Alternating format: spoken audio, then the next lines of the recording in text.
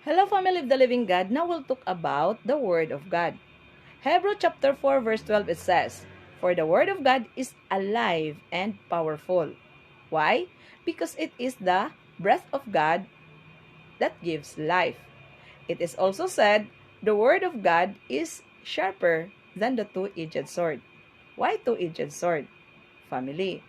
If the holder of that sword is not careful enough, after he slashed his enemy, when he pulled it back, the holder also can be slashed.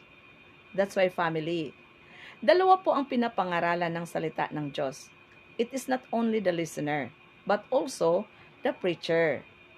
Amen po ba, family? Dalawa po ang tatamaan nito. Hindi lang ang tagapakinig, bagkus maging din yung nagsasalita. Kaya, maging maingat dapat ang nagsasalita or